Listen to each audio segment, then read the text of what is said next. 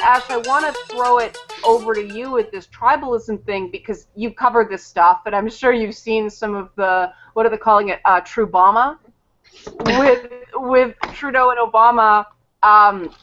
Was that sort of like Trudeau-mania thing sort of a reaction to the fact that everything else is so nasty right now, and even you guys are tired of it?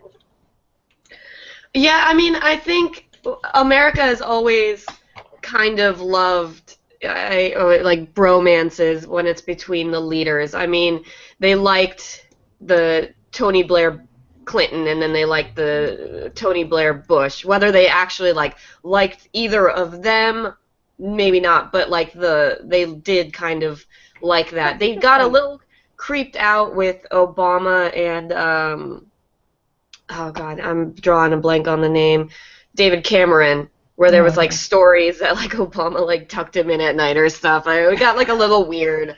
But now we're seeing again Trudeau and Obama. It's kind of yeah, Obama didn't really have a good bromance while he was in office like Bush had with Blair.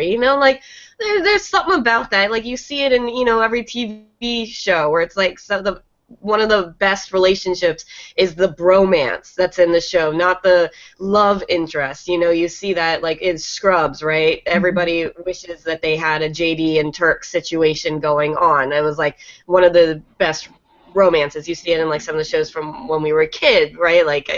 But I think a lot of this tribalism, honestly, now might have to do with the globalization and the social media that we're in, and I don't think it's a bad thing. Obviously, I think globalization is great, and I think that social media and the internet is the greatest boon to our society, since whatever the last greatest boon was.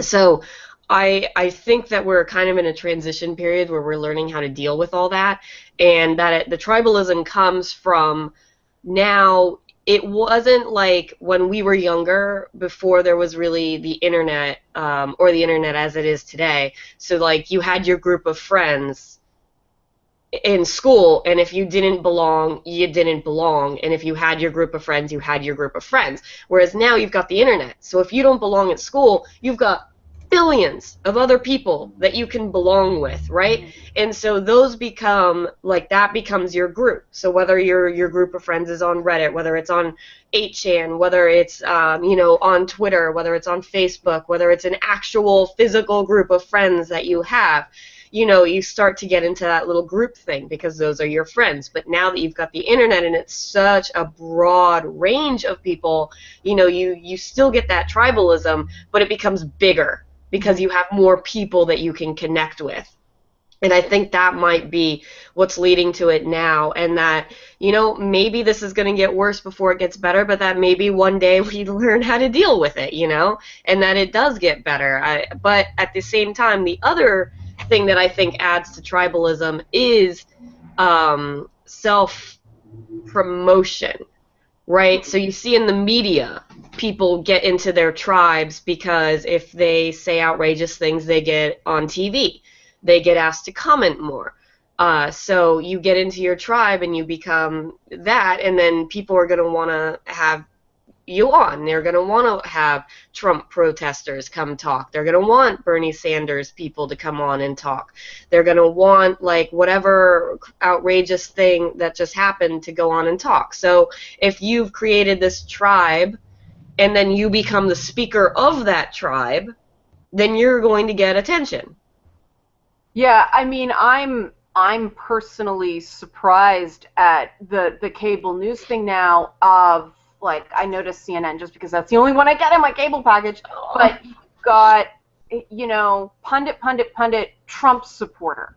And right. Trump is almost getting this special status in the media that people are so falling all over themselves to make sure that point of view is represented because no one else gets it, that he gets, a free turn every time there's a news event. He doesn't have to spend the money on ads. He doesn't have to invest in the literature because he's allowing his proxies are just invited on to talking points instead of do analysis. Right, because it's for the headlines, because it's for all of the articles that'll get written based on what they say, and then here's another thing where, right, the money, the advertising, what Meredith was talking about earlier with America's views on things versus the rest of the world, and it's not even America's views on things, it's America's coast's views on things. So like California and then the East Coast elites, it's their views on things. It's not Middle America's views on things.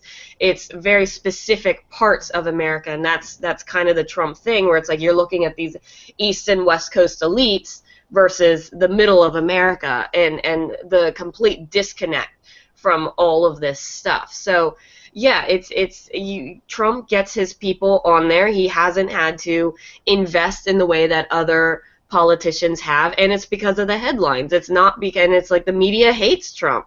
They hate him, but they love the traffic and the headlines that he's bringing in. Whereas, look what happened with Marco Rubio.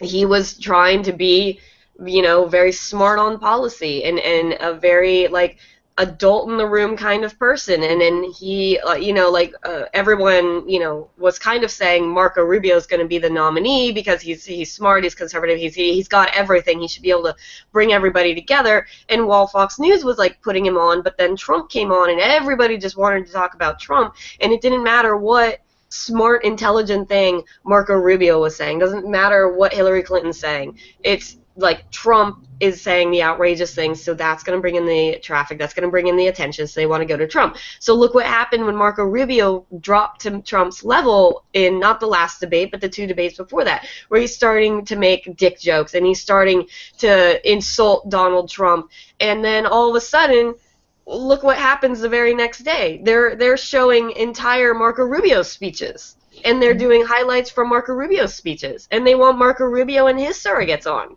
And, while he regrets doing that, look at the attention he got for a couple weeks that he hadn't been getting previously, that no other candidate had been getting previously. And then, you would say, well, why not Bernie Sanders? He says outrageous things, but he says the same outrageous thing every single time. Whereas Trump, it's always going to be something new. Bernie Sanders is just the big banks for too long have been, and it's okay, got it, good. And he's not adding anything else. But Trump is constantly, has Trump sunk to the new low? Nope, he hasn't.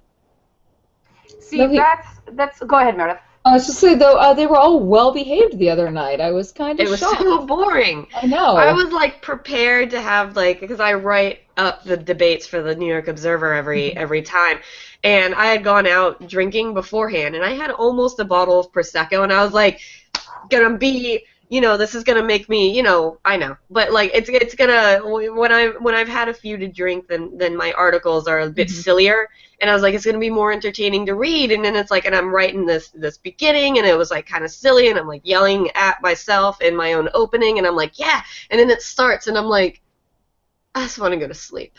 Yeah. If it had been interesting, then it would have been yeah, this article would have been funny and entertaining, but then they started talking and it was so boring, and I just when you come down from being tipsy and you're all right, time for bed.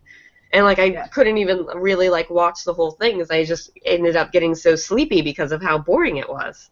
I think you've touched on one of those secrets that reporters don't like talking about, but the amount of drinking that goes on in this profession is very real because journalism existed before Valium. I'm almost convinced that, but when you've been in it for a while, it kind of makes sense. I mean, we have these sort of professional codes that we're supposed to do this and we're supposed to do this, but no, pros polish off a bottle. I've seen people drink way more than that and then start writing because it's just a coping mechanism. Oh, I tell people I'm a professional drinker before I tell them I'm a journalist. I mean, it's half truth, half joke. But I mean, and I guess to maybe take this real quick as a serious note, but man, some of the shit I've seen when I was working local news, having to cover car accidents and murders and that, and then on the national level, I'm after enough Casey Anthony and Trayvon Martin's Um, it was tough. I did a test just to like I wanted to just see if I could do 90 days sobriety, and I could. So I I was really I did that recently too.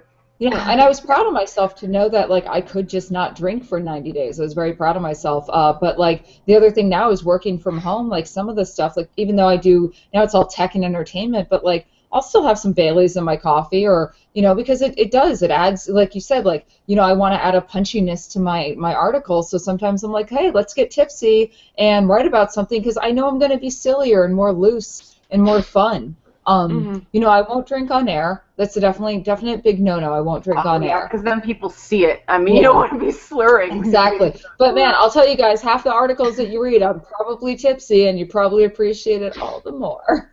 Well, I mean, it is also that thing when I was doing news. And I mean, Ash, you do this a lot because you're on the campus sexual assault beat. That is heavy stuff to have to go through. I know when I have to go through a lot of data on these crime statistics and these stories and these horrors that people are living through. It's hard for that not to stick to you. So like how do you confront that and not take it home with you, for lack of a better term?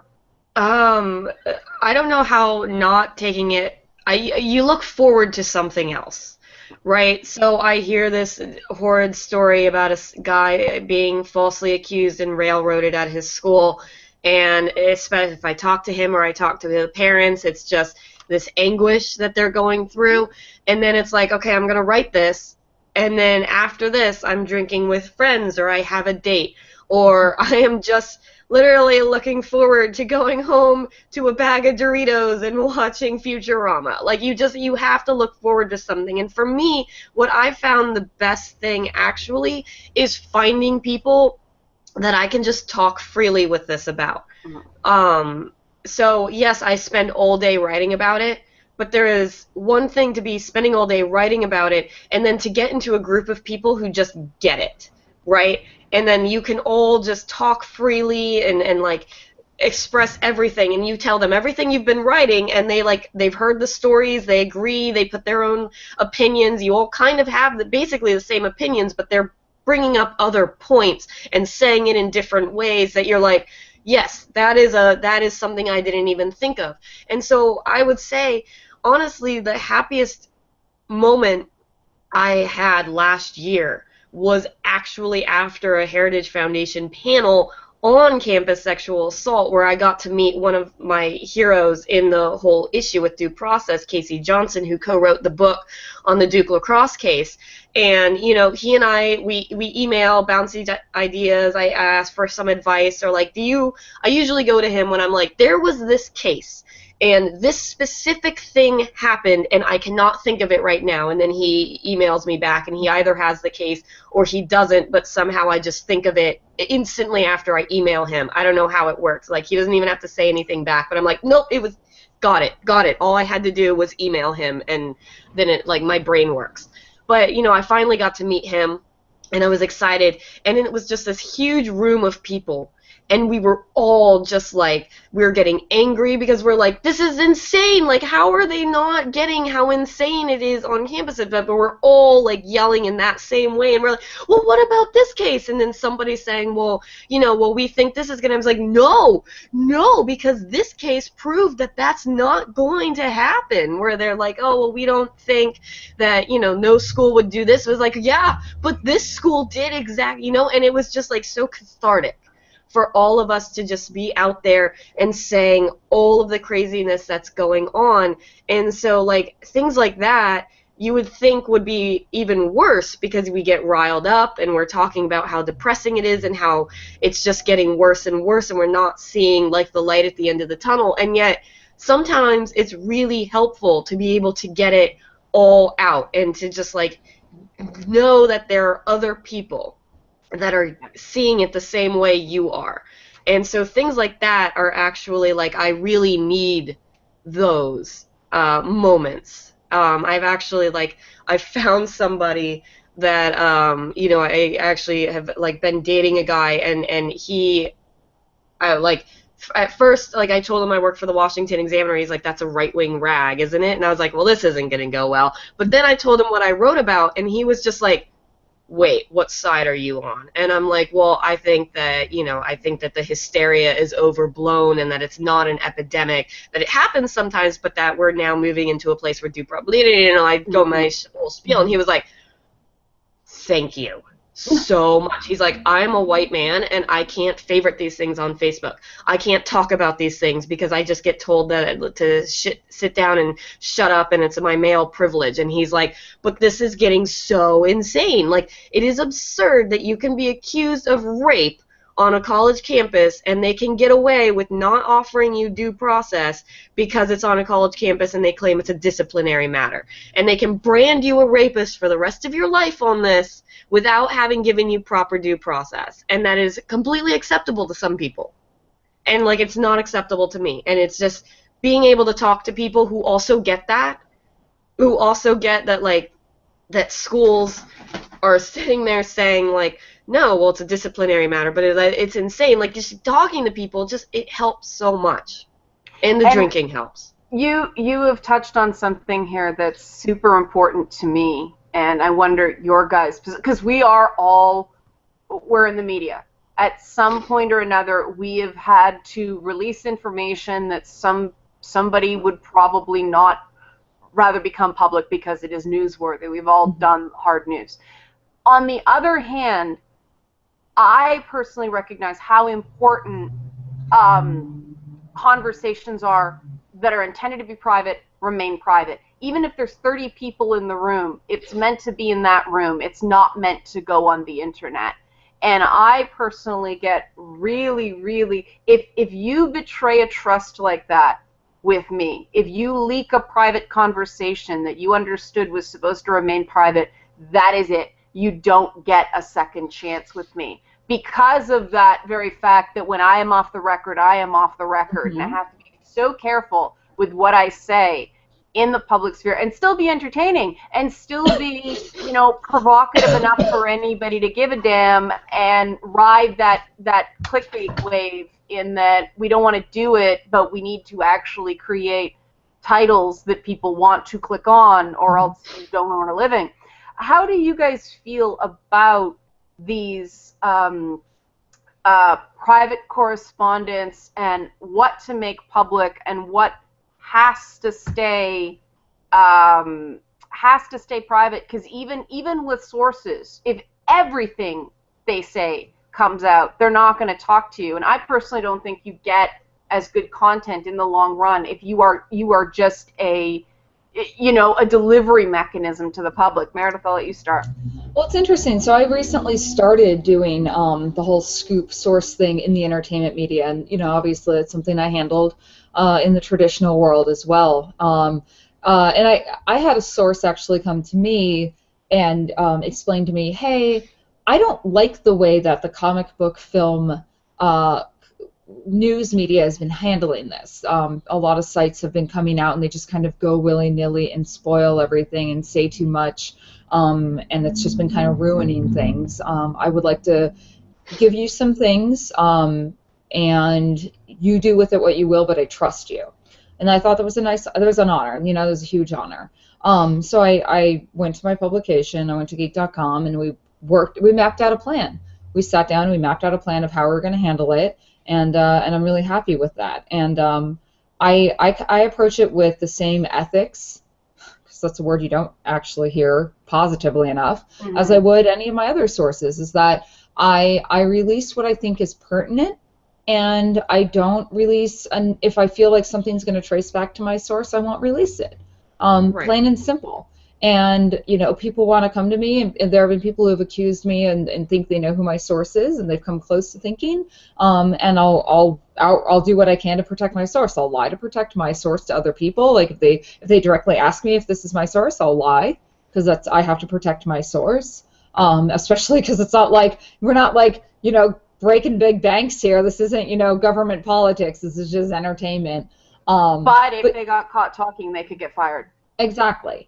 So I'm going to do everything I can to protect my source. And on that flip side, I'm also friends with a lot of people in the industry, and I go out to dinner and I'll go to conventions and you know, and since I started breaking these scoops, I like to make sure my friends know, like, hey, when you guys know I'm off the record, I'm off the record. Like, you know, what you say amongst friends, that's not going to go anywhere. And I value that. Like, I value my trust with my friends and my industry contacts more than anything. But the problem is I found with a lot of these other new media reporters, it doesn't go both ways.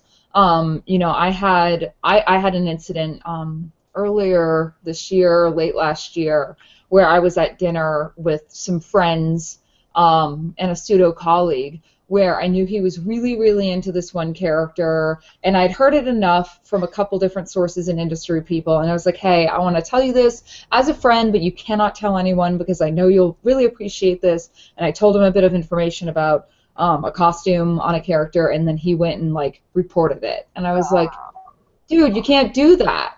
And he's like, well, I mean, it's not going to get back to you. And I'm like, but you just can't do that. Like, that's not how this fucking works. So I don't work with him anymore. I don't hang out with him. You know, and it's like, and it taught me that, but, you know, it's like, that's what you get, you know? So the best, and that's the advice I can offer anyone, if you're watching this and you work in news, be it, you know, hard news, traditional news, you know, new media, blogging, and you get a source, man, just trust that source and treat it with, you know, like, honor that source, man. Don't screw it, because ultimately you're going to screw someone else, and that's not cool. Ash, what are your thoughts on off the record, on the record, source protection, all this stuff? Well, because of the sources that I deal with, these are, you know, the lives of young men and their families, and so I'm very, very acutely aware of, if I say something that they told me, like, my whole thing is to minimize harm, right? Mm-hmm. So I want a good story, but ultimately, like, I don't want anything bad to happen to these students. So if they're working on a lawsuit, if they're you know, trying to sue the school, if they're trying to get them investigated by the federal government, then it's like, if I report what they just told me, is it going to affect this? Then all right, then I have to leave out as many, you know, like, specific details. Mm-hmm. I want to, like, use their quotes but different names, but, you know, something so that it can't be traced back to them, because, you know, ultimately, like, these kids are fighting for their lives and they want media help, but it's such a fine line, because they want their story told and they want the media to help them, but that can also carry with it, you know, its own burden, where you don't want your name out there, right? So if the name gets out there, or because the media is so predisposed to believe accusers, that if you say anything about the accused, they're going to be like, well, he's just a rapist, and they're going to get all of that, or they're going to, you know, all of the negative things that come with that I don't want to bring on them, and especially I don't want, you know, the federal government to, like, read the article and be like, they went to the press, well, we're not taking your case now, type situation. So it's just fine line. And, you know, sometimes I've had conversations that's like, oh, this is going to be great for my article, and they're like, no, I wanted to talk to you, I don't want any of this used, because I don't want, you know, it to harm our chances of anything. So, you know, sometimes I've found that ever since, last year, Fox News did a documentary about the campus sexual assault stuff, and, you know, what's happening with the lack of due process and the accused side. And I was interviewed in that, and the lawyer that was interviewed, or one of the lawyers that I work with, was, you know, saying that he's now having clients come to him and be like, we want to talk to Ash. Like, how can we get in touch with Ash? We want to talk to her. And it's basically like, well, she's a journalist, so, like, why do you really want to talk to her? It's just, they just basically just want to talk to someone who gets it, you know? And like, maybe being in the media, like, because they know how the media affects, like, I've given talks before to groups of accused students that's, like, from the media's perspective, because they want their story told, they want that media help, but they also don't know how it's going to turn out. Mm-hmm. And, like, because of the accused, like, you're going to take factions, where there's going to be the internet commenters might be on the accused side, but the mainstream media and anybody who's going to get a voice and an interview in the media is going to be like, well, no, see, he's clearly lying, and like, we should believe accusers and everything like that. So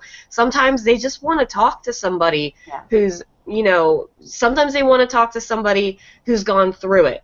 Sometimes they want to talk to an outside person who gets it. And I feel like I'm almost starting to fill that role of, like, not therapist, but just somebody to talk to who gets it. And so, you know, like, I honor that with the sources, because, like, I don't want to lose that. I want to be someone that they trust, that if they want something public, they'll go to talk to, you know? Mm-hmm. But that I'm also, like, there for them at the same time. Yeah, I mean, I can relate to that on the gaming side, because I get people coming to me who just want to talk. Mm-hmm. And there are some great stories I can't tell, you know, gamer profiles and things like that, because it's totally off the record.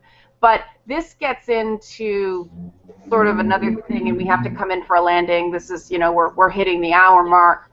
But the sheer number of skills you need now to handle these stories, you know, even something in comic books, there is a lot of history, and there are a lot of facts and figures and marketing data, and there's a lot of books, a lot of alternate universes, all this stuff. When you're dealing with something like, you know, a very serious topic like campus sexual assault, statistics can be read a lot of different ways. Like, you know, for example, you know, they say only 8% of, you know, accusations are false. But that's 8% of accusations that are false. So in 1,000 accusations, there will be 80 false ones.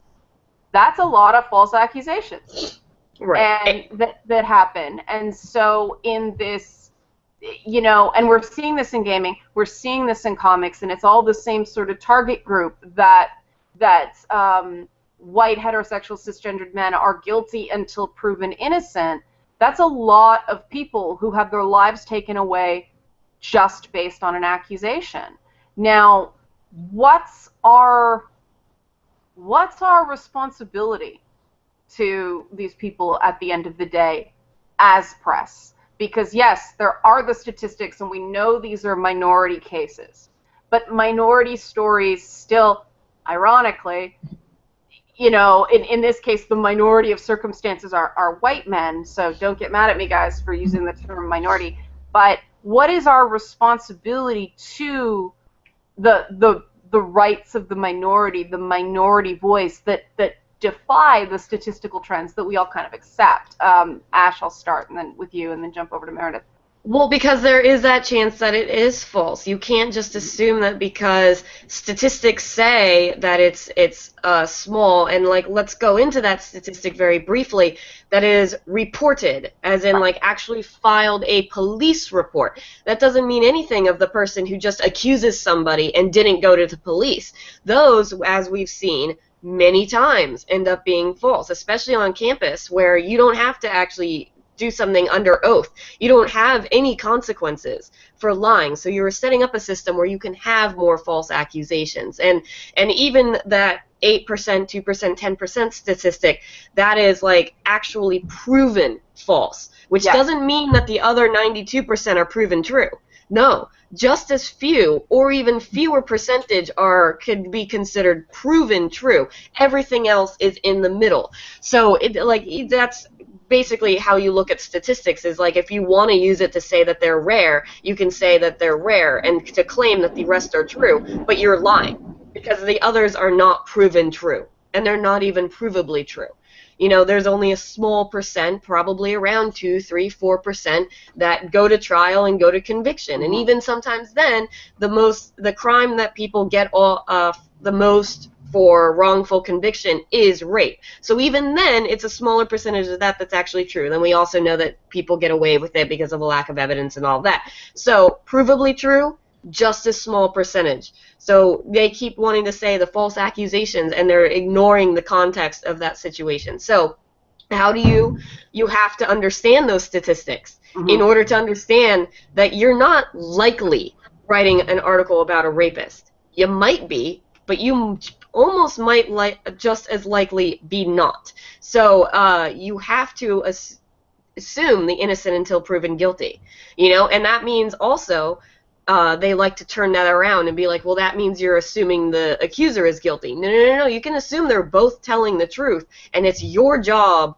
to to find the facts and to report the facts, not this person's opinion versus this person's opinion when it's he said, she said. All right? Like, you have to assume that they're both telling the truth and report it that way, and that can be done. But this is an important distinction in journalistic technique as well. It is your job to report the facts. It is not your job to judge the facts when right. and this is something I'm seeing a really nasty shift. And Meredith is making a face. I'm going to give this to her because this is happening a lot in comics. I was just reading an article about, I think it was Captain America: Civil War, and it was really great up until the end, where all of a sudden the reporter, who had done a really good job laying out, these are the concerns, but these are the positives, and then at the end, the last few paragraphs, he started editorializing. And I was like, oh, you were so close. Where is this, in your opinion, Meredith, where is this coming from, this desire to editorialize in a reporting paradigm? Lack of training and professionalism. Okay. I mean, to sum it up shortly, I'll give a less cheeky answer. But okay, the reality is that the blogosphere has changed the way news is done, and this is across the board. Obviously, we see this with Huffington Post, Breitbart, in game journalism and comic pop culture. We have many websites in the pop culture medium that are very guilty of reporting editorials as news. And here's the thing: if you're going to write a news story, write a news story. If you're going to write an editorial, write an editorial. Plain and simple. Don't combine the two. When you do that, you confuse people. They start to judge news, your opinions, as news. It's misleading. It's false. It's dangerous. And sometimes it's not even editorializing. Sorry to jump in. It's not even editorializing. It's what you decide to omit, what facts you omit versus what facts you put in. So, in my case with rape accusations, they only tell the accuser's side, and then the accused basically has to. You saw that with Patrick Kane, right? Where he's getting accused, and everything is like, well, clearly he's guilty because he's being accused, and he was a party boy, and he's a professional hockey player, and he's white, so he's entitled, so clearly he did it. And then it's like, as they just keep omitting any idea that maybe he didn't, all right? Possibly didn't happen. It's just the accuser said this, said that, and then the evidence starts coming out that makes it seem like, no, this might not have happened. There was the hoax, there was her attorney dropping the case because he didn't believe the story anymore, and yet they're still Patrick Kane clearly did it, and it's just that kind of thing where they're reporting the facts. It's just that they're leaving a whole lot out. Well, even something as simple as jumping back over to comics, the Batfleck thing. He was judged the minute that was made an announcement. And I mean, if I would have written a story on that, I did do a brief radio segment on it. It was like, okay, so we have the case against Ben Affleck, the case against Batfleck. But let's look at the other side. I mean, he showed some real intensity in Argo. Yeah. So there's a possibility, and let's not forget, this is a guy who is an Academy Award winner. He won for Good Will Hunting for the script. This guy isn't dumb. He might have more range than everybody. But at the end, what do I think? Who cares what I think? I'm the reporter.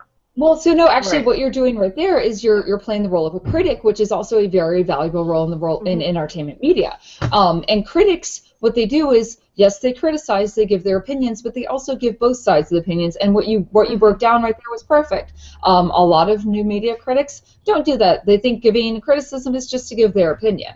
And I'm guilty of that because I'm just now entering the world of critic, and it's new to me, and I'm learning, and it is a very different skill set, and it's something you have to learn and develop. You gotta But in learn a terms- lot of adjectives. Yeah, you Yeah, do. well, you get punished, though, for doing your job in that regard. Actually providing balanced criticism the minute that hits Reddit.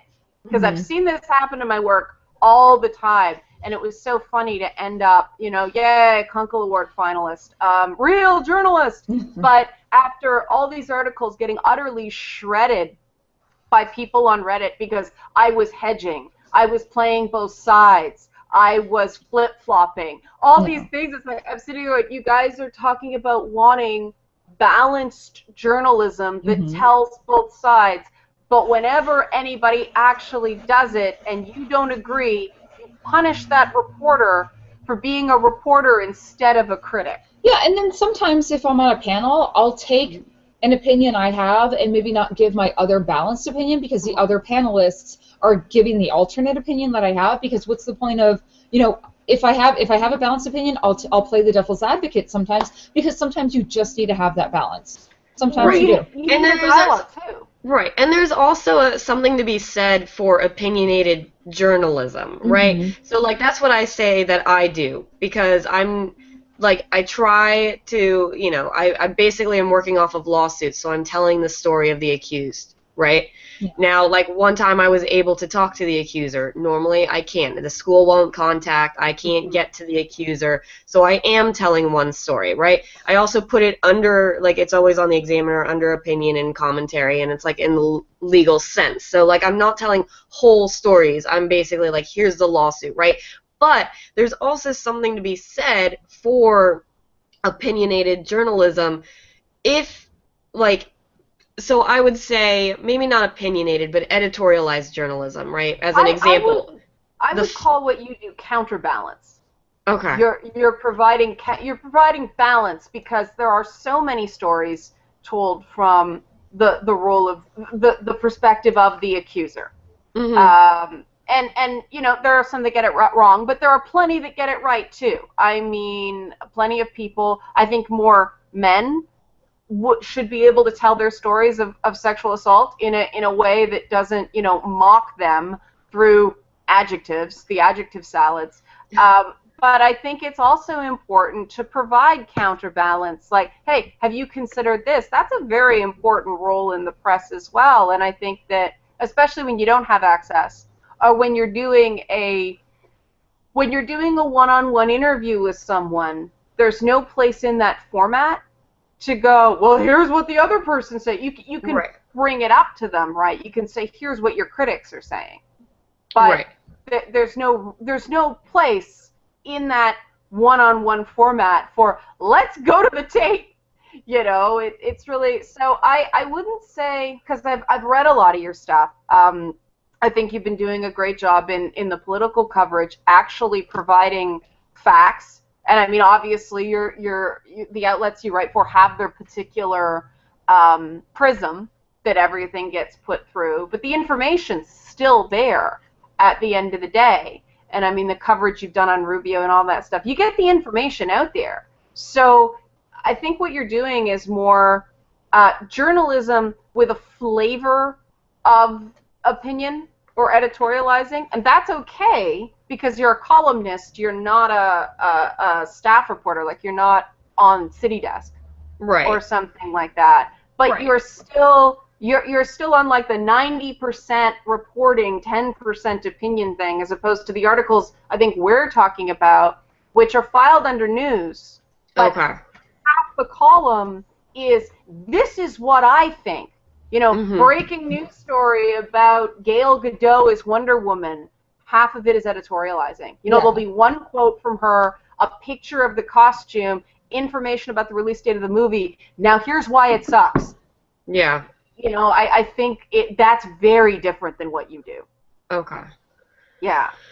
Yeah. I think, like, some people can actually even do that a little bit well, if it's not half opinion, right? But, like, if you have, like, a little snarky comment through that, that's not straight news either. But I think, like, the Washington Post section, The Fix, is, like, my favorite place to read, because they're putting in data, but they're also doing it in a way that is facts and information that is actually entertaining to read, because it's not just straight news. They have like a snarky little comment in there. They have a little bit of editorializing, but like I think that that's like a model for like how to punch up the news without making it, here's my opinion, punching it up.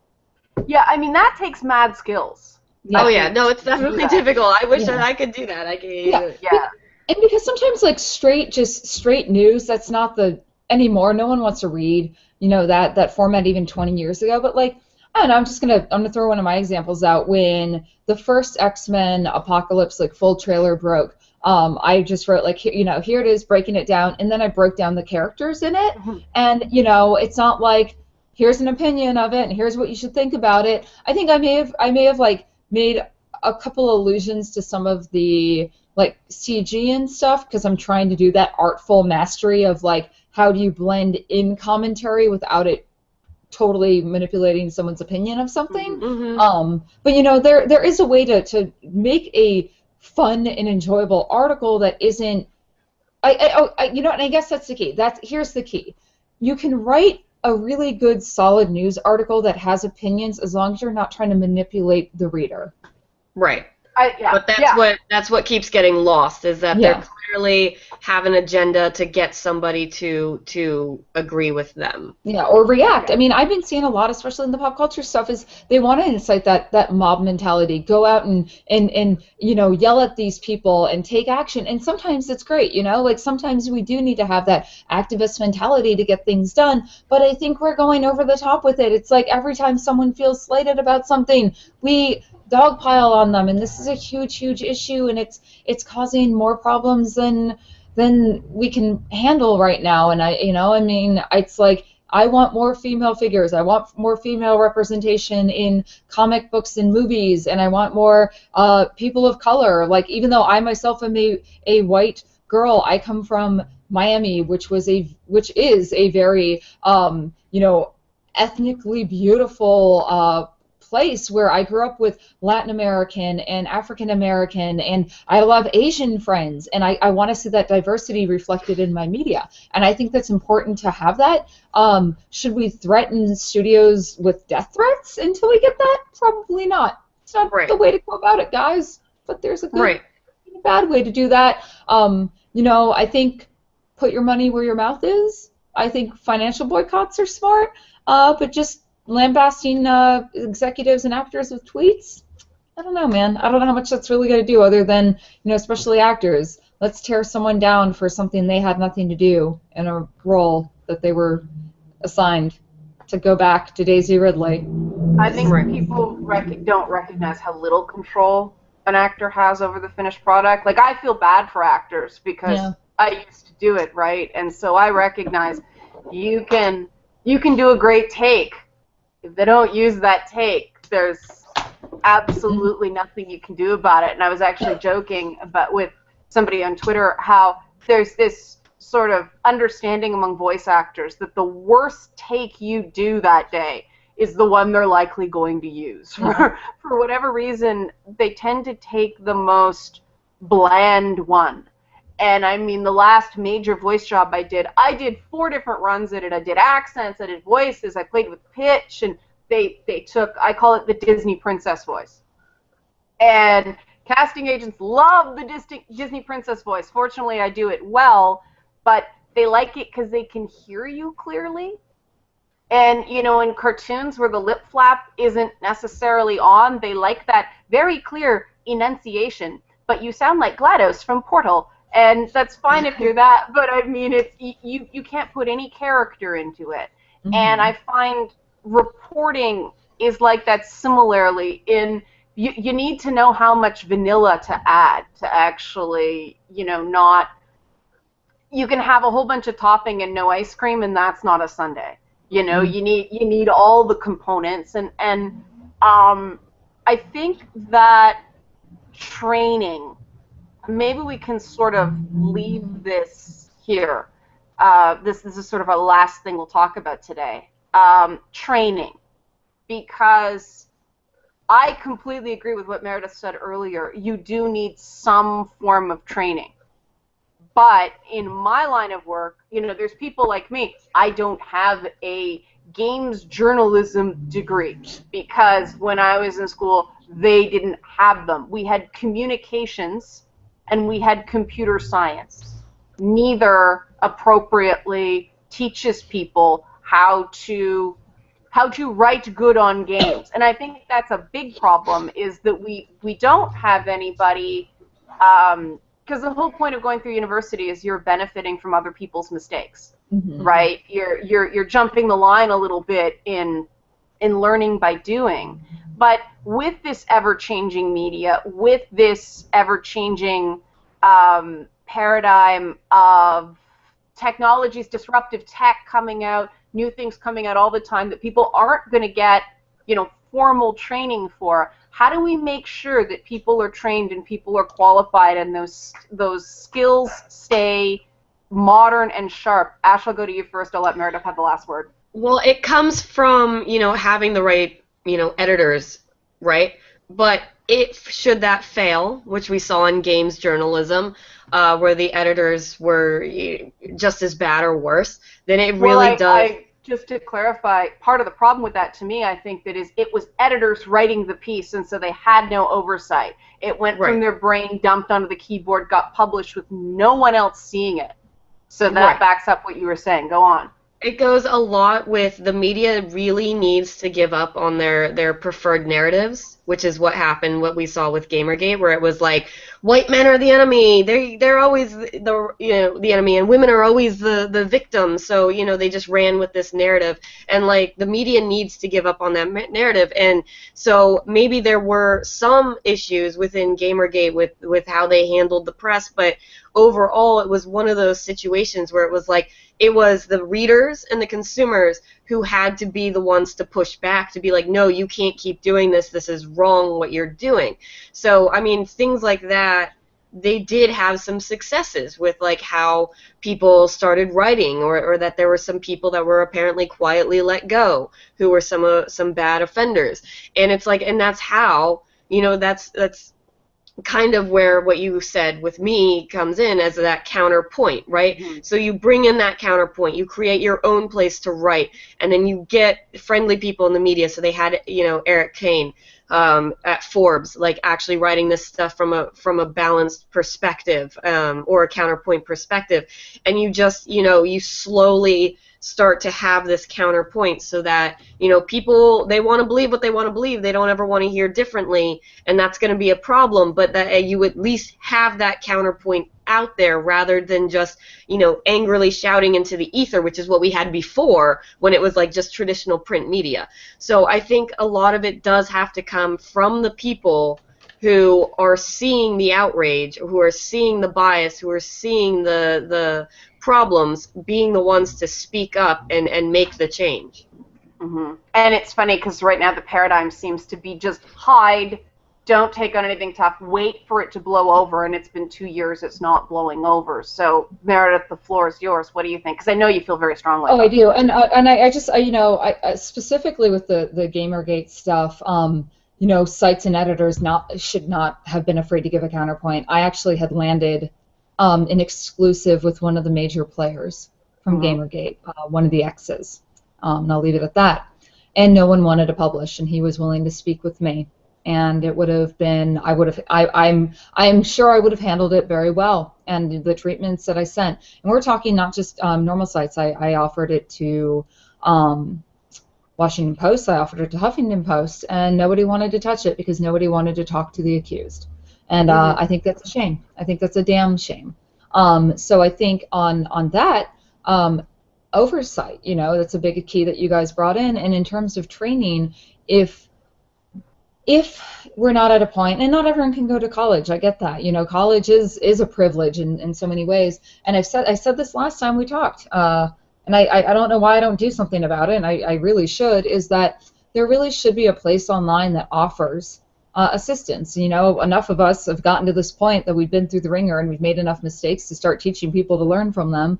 Maybe there should be a resource. Maybe there needs to be a safe haven for people who are honest and wanting to learn how to be better journalists in this new world, and not just not just pop culture media, but new media in general, that they can go and they can learn and they can, take some classes and learn from those of us who have been doing this and in the pits. And you know, the best I can do is if you're serious about wanting to learn, just ask people. I get, you know, I feel like I've gotten into this point where I can at least act as a mentor, and I have.